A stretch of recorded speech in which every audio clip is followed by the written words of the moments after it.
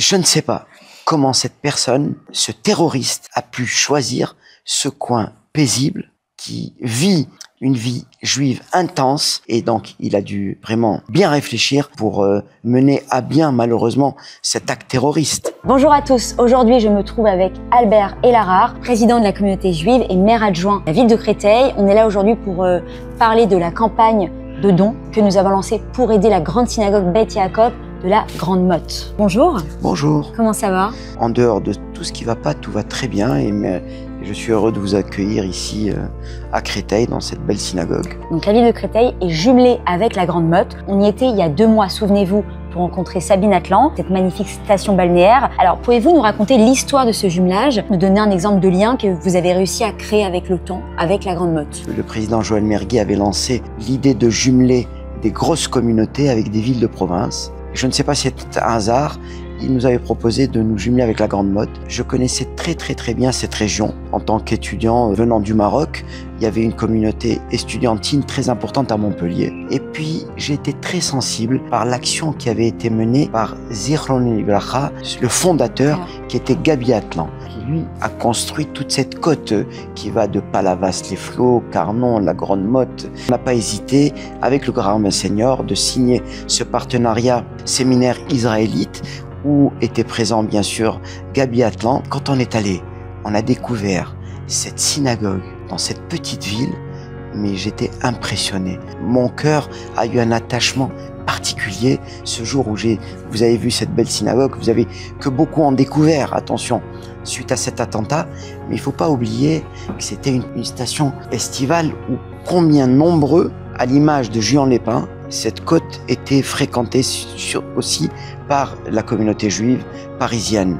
Donc, et puis l'investissement de Sabine Atlan, qui est présidente actuelle, m'impressionne. Comment être présente sur le terrain, mais ce qu'elle met en œuvre pour que la vie juive puisse survivre dans cette région. Alors, quelles sont les actions que vous menez avec Sabine? Quelles sont les actions que vous menez ensemble pour continuer de faire rayonner, renforcer l'aspect communautaire dans cette... On est intervenu sur des aides assez particulières d'équipement. Oui. D'accord.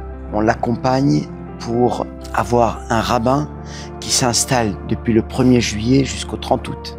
Donc sur le plan cultuel. Et puis des conseils permanents.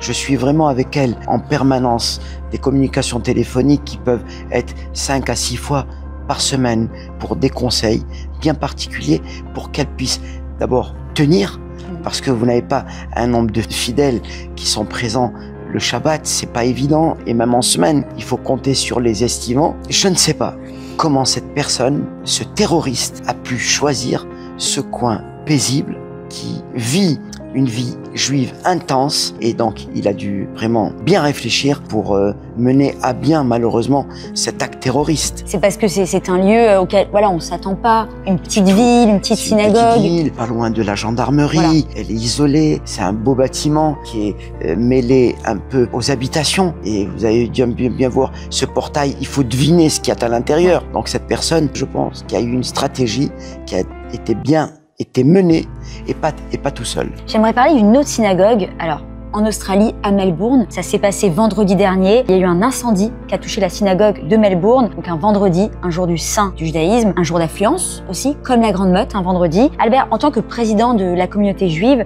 quelles leçons pensez-vous qu'il est important de tirer pour mieux protéger les communautés juives dans le monde entier? Regardez, on est aujourd'hui en vie dans une situation qui est tout à fait anormale. Quand vous voyez toutes les synagogues de France et de Navarre partout dans le monde, est-ce que c'est normal qu'il faut avoir la présence d'un vigile, qu'il faut qu'elle soit vidéo protégée? Pourquoi ça? Malheureusement, il ne faut pas oublier ce qu'on a vécu en 1981 à Copernic, la synagogue de la rue de Copernic qui a été attaquée. Donc, c'est pas d'aujourd'hui. Et à Melbourne, comme à Paris, comme aux États-Unis, comme en Israël, moi je dis, en tant que responsable communautaire, près de chaque enfant, il y a un ange gardien. Aujourd'hui, on doit être ange gardien de soi-même pour venir fréquenter les synagogues, les lieux communautaires, et se dire, c'est l'appel à la vigilance. Personne n'est à l'abri. Là où il y a un juif c'est la cible qu'on attaquera. On attribue ça à des actes isolés.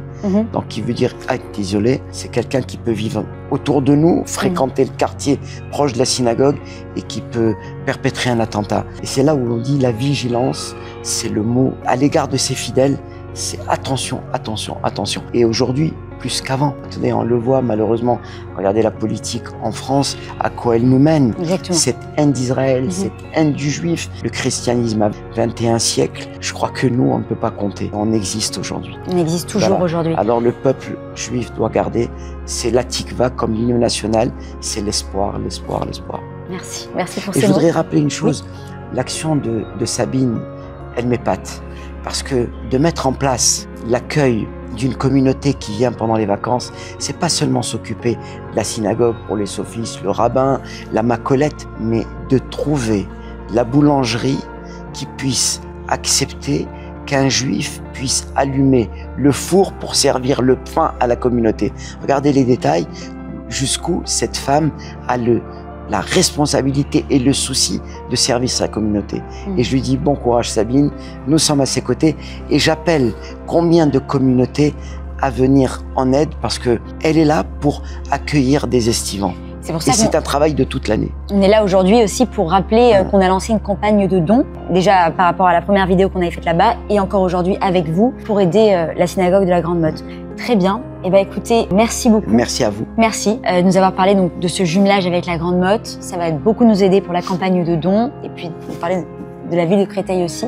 Qu'est-ce que je peux vous dire? Merci pour tous vos mots. Merci à vous. À très vite. On vous attend. On vous attend. On vous invite. Bravo à votre équipe aussi. Ah, c'est gentil, merci. Bravo à votre Ça va, ça vous a plu? Vous étiez très à l'aise. Bah, on l'a vu, nous aussi, vous nous avez mis très à l'aise. Vous pouvez retrouver cette interview sur tous les réseaux sociaux. C'était Albert Elarard pour Alogie. À très bientôt. On appelle à la communauté juive, à cette communauté qui est solidaire. C'est dans notre ADN d'être solidaire envers nos corélégionnaires. Donc j'en appelle à votre générosité. Il faut nous aider à faire des travaux. Donc j'en appelle à faire un don sur le Allodon ou sur le site de la communauté juive de la Grande Motte. Et je vous remercie par avance de votre générosité. Merci infiniment.